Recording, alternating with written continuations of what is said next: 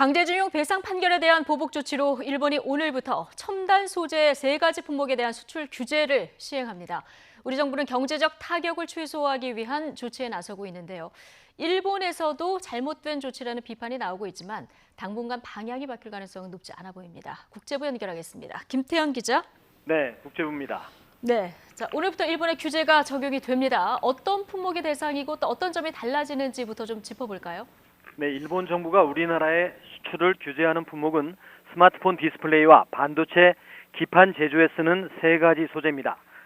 반도체 공정에서 빛을 인식하는 감광제인 리지스트와 반도체 회로를 에칭할 때 사용되는 에칭가스, 그리고 OLED 디스플레이 제조에서 쓰이는 플루오린 폴리이미드입니다. 이 세 품목은 대일 수입 의존도가 매우 높습니다. 각각 92%, 44, 94%에 달합니다. 이 소재들을 일본 기업이 한국으로 수출할 경우 이전과 달리 매번 일본 정부의 심사와 승인 등 까다로운 절차를 거쳐야 합니다. 그동안에는 수출 간소화 절차가 허용되어 왔지만 앞으로 일본 당국의 최종 허가를 받으려면 3개월 정도가 걸릴 것으로 예상됩니다. 일본 정부는 또 추가로 통신기기와 첨단 소재에 대해서도 수출 통제를 강화하는 방안을 검토하고 있습니다. 네, 우리 정부도 대응에 나서고 있는데 이게 어느 정도 타격이 예상됩니까? 네, 상당한 정도의 타격을 우려하고 있습니다. 일본의 수출 규제에 대응해서 우리 정부의 움직임도 빨라지고 있습니다. 홍남기 경제부총리는 일본의 이번 규제 조치가 경제성장률 전망치를 수정할 정도는 아니라고 밝혔습니다. 산업통상자원부는 반도체 소재와 부품, 장비 개발에 6조 원을 투입해 국산화 추진과 수입선 다변화, 국내 생산설비 확충에 나서기로 했습니다. 우리 경제가 입을 피해에 대해서는 전망이 다소 엇갈리고 있습니다. 국제신용평가사 무디스는 삼성전자와 SK하이닉스 등 한국 기업의 신용도에 부정적인 영향을 줄 수 있다고 예상하고 있습니다. 반면 일부 증권사는 메모리 반도체 분야에서 한국의 비중이 매우 높기 때문에 일본의 규제가 오히려 역효과를 낼 것이라고 전망했습니다. 메모리 가격 급등으로 이어지면서 사태가 장기화하지 않을 것이고 특히 재고 소진으로 그동안 하락했던 반도체 가격이 올라갈 것이라는 분석도 나오고 있습니다. 또 이번 사태가 3개월을 넘게 되면 생산 차질이 불가피하고 세계 IT 시장까지 휘청거리면서 일본의 부담으로 작용할 수도 있습니다.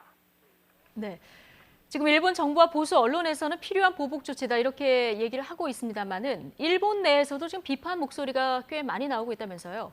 네, 그렇습니다. 아사히 신문은 보복을 즉시 철회하라는 제목의 사설을 실었습니다. 무역 조치를 정치적인 목적에 쓰는 것이라며 자유무역의 원칙을 왜곡하는 어리석은 행동이라고 비판했습니다. 도쿄신문은 강제징용 문제는 외교 협상을 통해 해결해야 한다면서 상대방의 급소를 지르는 수출 제한이 특효약이 되지는 않는다고 지적했습니다.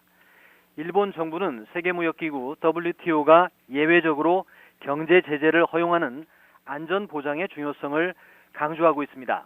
그러나 비판적인 언론에 소개된 전문가들은 여기에는 더욱 분명하고 합당한 조건이 필요하다고 지적했습니다.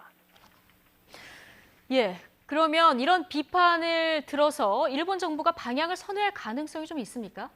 네, 그렇지는 않은 것 같습니다. 아베 신조 일본 총리는 여야 당수 토론을 통해 이번 규제 조치가 징용 문제와 관련이 있음을 인정하면서도 역사 문제가 아니라고 주장했습니다. 징용 문제와 관련해 한국이 약속을 지키지 않아서 기존의 우대 조치를 철회한 것이며 WTO 협정 위반도 아니라고 말했습니다. 당분간 아베 총리가 입장을 바꿀 가능성은 매우 낮다는 전망이 우세합니다.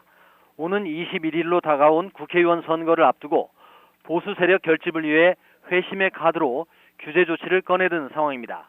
또 일본 보수 언론과 네티즌들도 적극 찬성하고 있어서 당분간 규제 철회보다는 2차, 3차에 추가적인 조치가 나올 가능성이 더 높은 것으로 관측됩니다.